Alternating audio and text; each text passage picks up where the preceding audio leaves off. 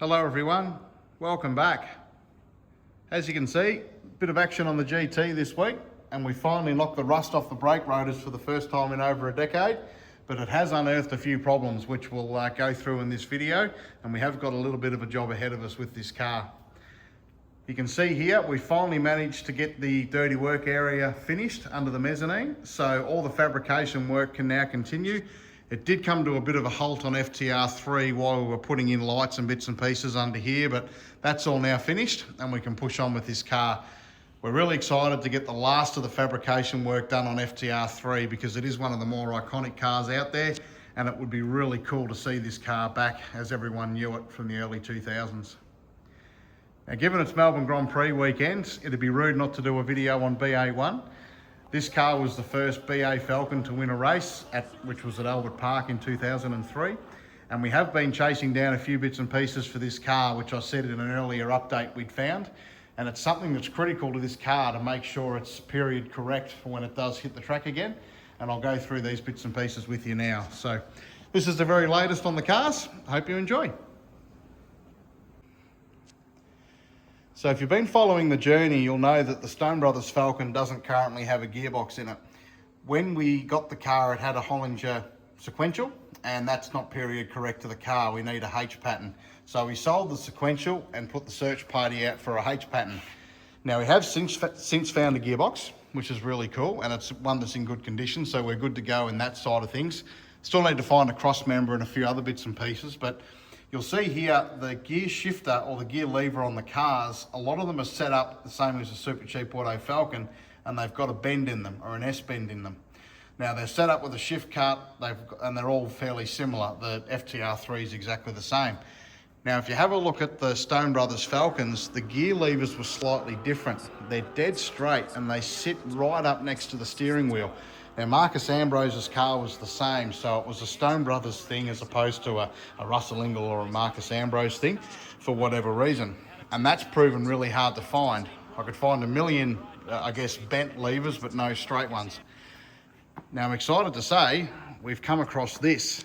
Now, if you have a look at it, it's a dead straight gear lever. It's got exactly the right shifter knob on it. It's got the jam nut.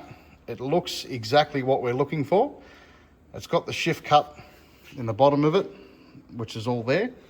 But what really sets it home that it is the correct lever, if you have a look at the bottom of it, it's marked PCR 60.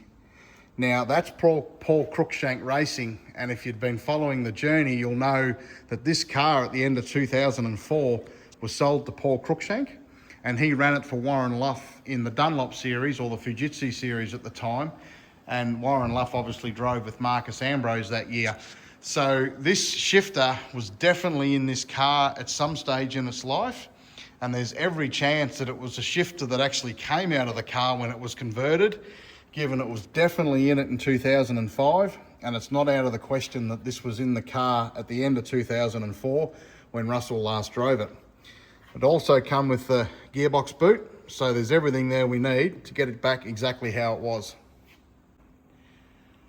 While we were going through the interior of the car, working out what was original and what wasn't, I pulled the steering wheel out of the car. Now it's easy to do. It just detaches from the main wiring harness via a couple of plugs, and it's got a quick release mechanism on the back of it to take the steering wheel off the steering column. But you can have a look there how beautiful that steering wheel is. Now keep in mind, a lot of the teams just ran a standard steering wheel, nothing special. Stone Brothers have cut this beautiful piece of carbon fibre out. They've put a filler panel on the inside of the steering wheel. There's still buttons mounted to the steering wheel itself, but everything else is mounted basically at your fingertips. So everything's there looking at you. And if you have a look and turn the wheel over, it's all done just on one piece of carbon fibre, trimmed up, all completely functional, lightweight. That's the mechanism for the steering shaft. And if they've even gone to the lengths of putting shift lights in the top of the steering wheel. So keep in mind, 2003, this would have been fairly revolutionary back in the day, and it's really cool that it happened on a Ford Falcon in Australia, and it's still here today to tell the story.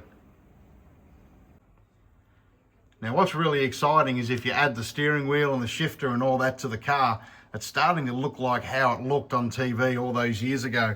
Now you can see there's bits of tape and wiring and bits and pieces where the in-car cameras used to mount for the television coverage. But if you sit the camera today down roughly where the cameras used to sit, it looks an awful lot like it used to on TV over 20 years ago. And it's really exciting to think that this car will slowly come back to life, and a lot of these parts are in the car then still remain there today. So as we alluded in our earlier video, we had an inspection done on the GT, and we also said in that same video that there was a really bad smell inside the car, given it was a smoker's car. Now you guys have been a great help. You put a heap of suggestions forward, which we're going to start to work through. Unfortunately, the roof liner and that, I did say in the last video that it was in pretty good nick, but you can see it's got a lot of wear on it, and it does seem to be stained. So that may need attention, unfortunately, but I guess from what you guys have said, the only way forward really is to pull the interior out. Obviously the seats are going to be reupholstered anyway. We'll get the carpets out of the car, we'll get all the liners off, and we'll just start cleaning and start to work through the process, and hopefully get the smell and the remnants of a smoker out of the car. So as a part of the mechanical inspection we had done on the GT, it did get a really short road test, and as you can see, we've knocked the rust off the rotors for the first time in over a decade. Now unfortunately, waking everything up, it's caused a few problems. Now we knew the automatic transmission was leaking and it was questionable at best. It's pouring out, to put it nicely, so the auto is going to have to come out and be serviced, and certainly a set of seals put through it. And you can see there it's been leaking for a while. All the cross member and everything's covered in oil. What we weren't expecting is engine-wise, now everything's had a little bit of a run. All the rubbers and gaskets have gone hard for sitting so long, and it's just got oil pouring out of everywhere. So you can see the sump gasket on the engine's leaking, the rear main's leaking. Everything needs a really good birthday under there. So we are going to have to potentially look at pulling the engine out of the car and just putting a full seal kit through it, which is disappointing, but we can't really put it on the road the way it is. Power steering rack's leaking as well, so it's not just limited to the engine. The exhaust is leaking as well. You can see where it's where all the joins and flanges. It's not great. To be honest, the welds on that are pretty rough on it anyway, so it should be ideally replaced from the manifolds back. And if we work our way to the back of the car, there is a little bit of a leak on the diff as well, but it looks like an older issue, which we can just tidy up on the run as we go. So mechanically everything's there, which is good. It's not like there's, bits and pieces that are blown out of it left, right and center. It is all there. It just really needs a good service and a birthday because it's been sitting around for so long.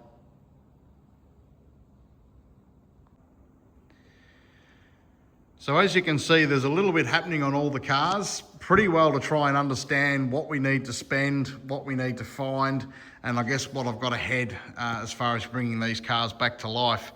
As I've said in the earlier videos, this isn't my full-time job, and we are running on a fairly small budget to try and do all this, so I've got to try and stretch every dollar as far as I can and do as much of it myself as I can at the same time. I'm currently in the middle of building the front tow point for the Super Cheap Auto Falcon. I'm having to build it from scratch, and it is quite intricate because it builds in and around the radiator duct, the brake ducts, so there's a little bit of work involved in that, and you can see that's part of it on the ground there. So it's one of those jobs you can spend all day on it and get absolutely nowhere, but I'll build that into the next update and we'll follow that journey as we go. We'll do a little bit more on BA1. I'm hoping to get the fuel pumped out of that car and the airbox off it and a few bits and pieces in the next update as well. And obviously the GT, I'm just trying to crunch some numbers on this car and work out what the best way forward is at the moment. So I appreciate everyone's support, and we'll push on tonight. We'll keep attacking and bring it to you piece by piece. So thanks again, everyone, for your support. If you've got any questions, let us know, and we'll have more for you soon. Thanks again.